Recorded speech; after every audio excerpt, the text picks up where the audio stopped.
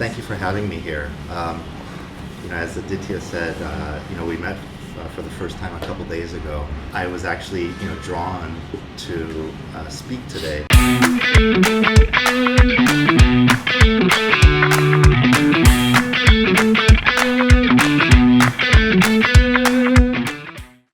Because I'm actually very interested in learning, more about what you guys are doing. So very happy to be here.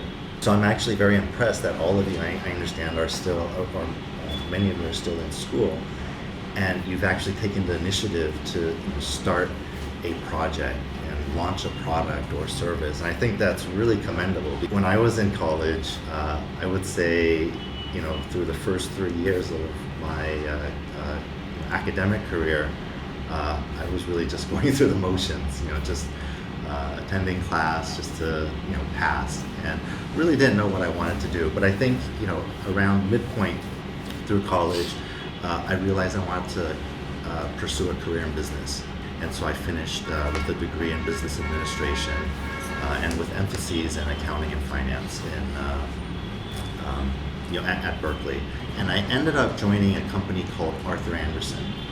What I learned quickly was that at Arthur Andersen, if you can do things, even the repetitive tasks, the just mindless tasks, faster, more efficiently, and you put in the hours, you would get recognized, and you would be asked to take on more responsibility. So I actually, excelled, in the company, and got promoted a lot faster than the other, my colleagues who were part of the same class. But I knew, during that short stint that I did not want to be a public accountant, nor did I want to have a career in accounting. So at that time, this was probably around 1997. An interesting thing was happening in the U.S. The electricity markets were deregulating, which means that previously companies that operate in this sector had operated in monopolistic conditions. They were protected, and there were a lot of barriers to entry, preventing competitors from entering the space. So when deregulation was taking place throughout the country, I saw an opportunity there. I left Arthur Andersen and I joined a startup, also based in Los Angeles, that was operating as a energy service provider. And at the time, I realized that, most likely, my entire division or subsidiary would be phased out, after the acquisition was completed.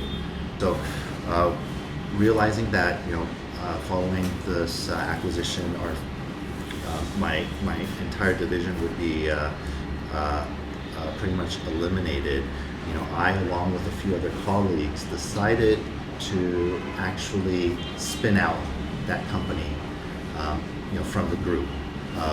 We of course obtained permission from the acquiring company, to get their support, but we basically spun out the team, and we built this business,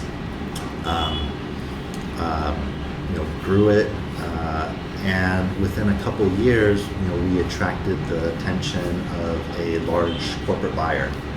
We eventually sold the business to a company called ABB, which is based in Switzerland.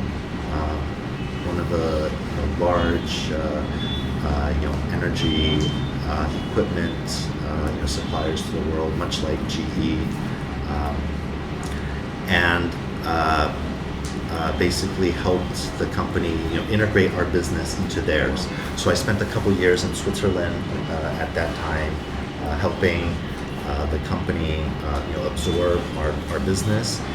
And once our commitments expired, we decided to leave the organization.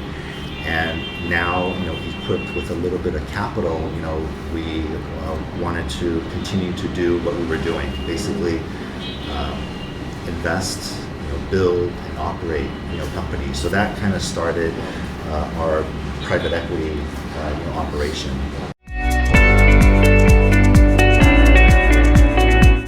It was so critical, to have,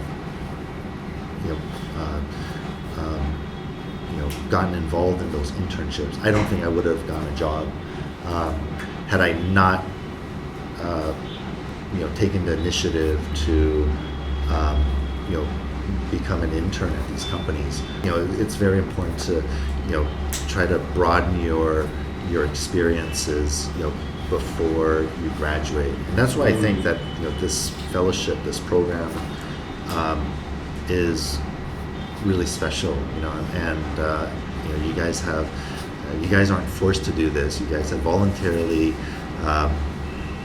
committed time and energy to do this, and you're going to, have wonderful experiences that you'll be able to share, once you graduate, and be able to, add value in whatever,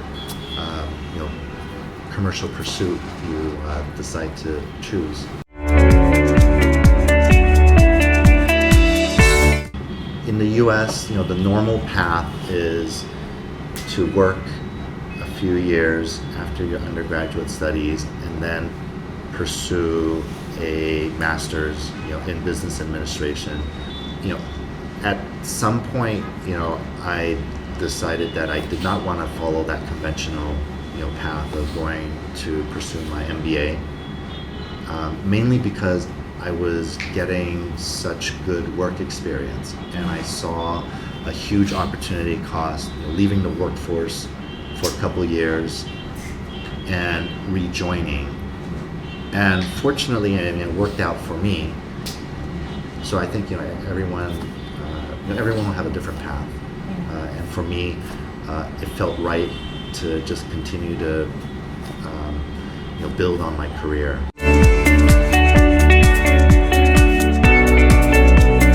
When I left Arthur Andersen and I joined this startup, I learned to become a better manager. When I went into the startup, you interact with people of different experiences and levels of ability, and the objective is always to try to get the most out of people. So you have to use different techniques to bring the most out of people. So it was a lot difficult to manage because there's a lot more diversity in the workforce, but it teaches you to become a better manager.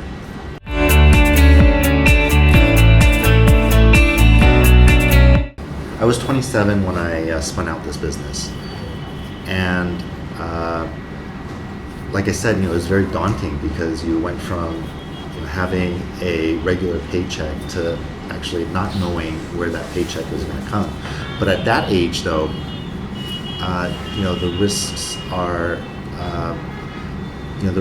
manageable in that I didn't have a family. The worst that can happen is I lose everything and I start again, or I go back to a regular paying job. So I was okay with the risk. But yeah, at the time, you really have to have the right mindset, to take that leap, because in any startup business, you're going to face moments where you're questioning your decision, and you'll see a lot of adversity, and that's when you really need to dig deep and find that mental fortitude to continue on.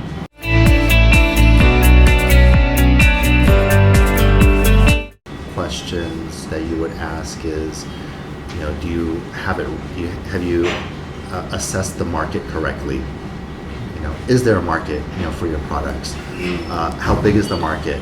Is it as big as you envisage? I think those are natural questions. And then questions about yourself, like, am I able to pull this off? Will I, succeed in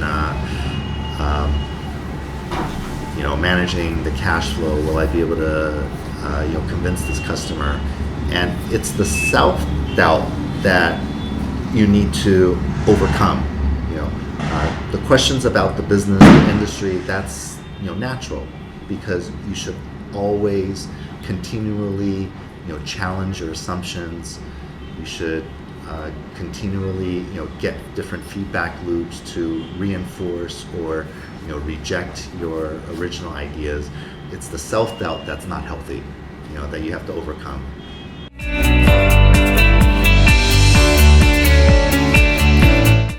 And so generally in any business, you make money by creating value for your customers.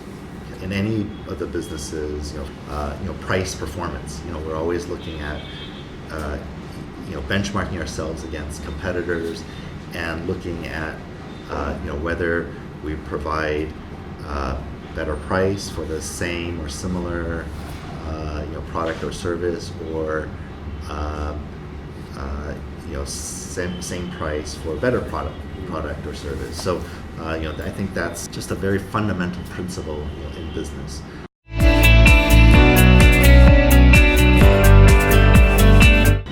Yeah, I think before you invest in a business, you have to conduct very intensive due diligence. Yeah. It involves critically assessing the management team.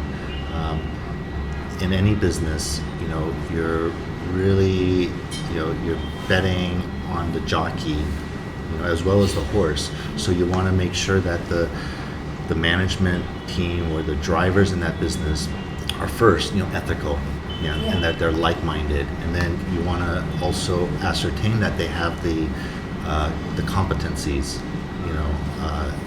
in order to execute the business. And I think as I mentioned before, qualities that I admire and I actually look for in management are people that have fortitude.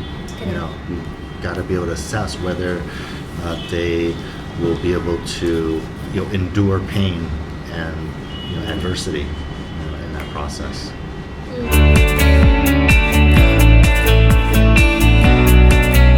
Well, I think it depends on the business. You're looking for general as well as very specific competencies. General are like ability to speak, to be able to persuade, to be able to sell. Specific would be whether that person has domain expertise in the business that they're running. Do they have a good pulse of the market? Do they understand? Do they know their competition? Do they understand what the value proposition is, to successfully close on a sale?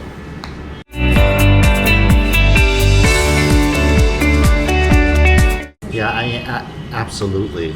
So one of the first investments we made, post ABB, was a company in Australia, and we went there, knowing that the culture was very different than other countries in which we've worked in.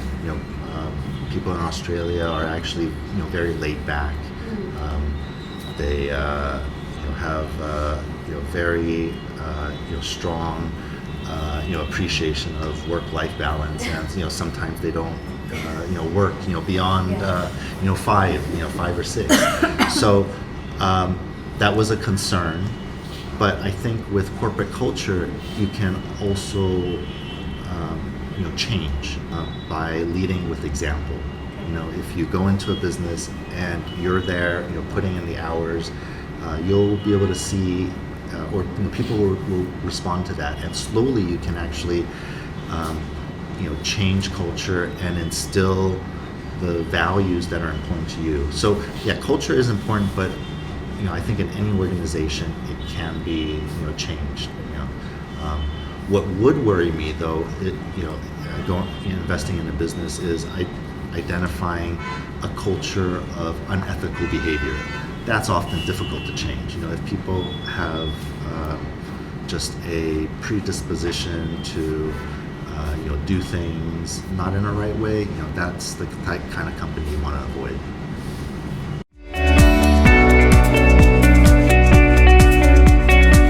I think some of the considerations should be what are your growth prospects? Will accessing capital help you accelerate that trajectory? And obviously, what do you have to give up in order to have access to that capital? If what you have to give up is less than the opportunity or the value creation that you can see, then you should take that capital. Obviously, as the business progresses in terms of getting commercial acceptance for your technology or product, developing a customer base, turning profitability, as you progress along that path, the dilution is going to be a lot less, for the business owner. So it's trade-off, right? It's taking money early involves giving up more equity, but it allows you to go to market or penetrate the market more rapidly. Taking money later shows that, or means that you have de-risked the business, and your valuations will be much higher, and you're giving up a lot less equity in order to deploy capital for growth as opposed to development or planning. So you just have to weigh these considerations. Yeah.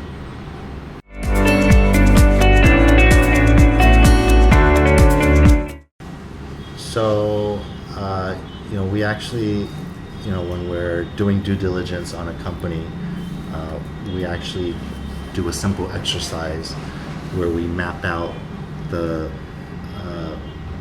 factors. We actually call it factors of competition, for that company. And so we'll look at competitive, factors, for that company's, product. Looking at price, looking at quality, reliability, whatever are selling points, for that product, and we'll try to assign a numerical value to it, and we'll do that same process with competitors, products, and through that process we'll be able to gauge where we stand, in the marketplace, vis-a-vis the competitors' products. And I think the other thing you need to assess also is you need to look at how robust or how large the addressable market is. Obviously, if you're operating in a small market, the competition, could potentially overwhelm you. But if you're working in a very large market, there could be many, operators, and you can still, have a sustainable business. So I think, when you're looking at or evaluating a company's, products and comparing it to the competition, you also need to assess, the overall market opportunity. Obviously, if the market's very narrow, you should question whether you want to be in that business.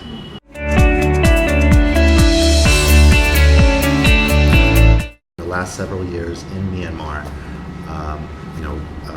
we invested and operated a food and agriculture business, and we had a subsidiary called Smallholder Prosperity Enterprises, which was a for-profit business, but we were basically integrating smallholder farmers into our supply chain, giving them the tools, the technology like irrigation, giving them the extension services on good agronomic practices, and providing them access to markets, through our customer base. And we were able to greatly enhance their income, sometimes by 8 to 10 time multiple.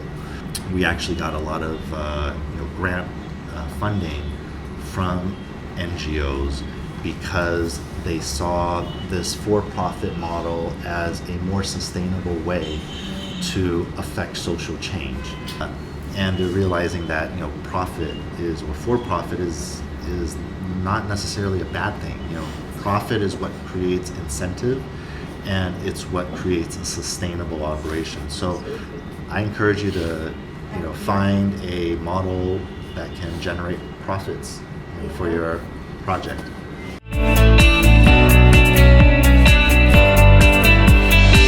There are a few qualities that I see in all successful entrepreneurs. I think one of which is mental fortitude.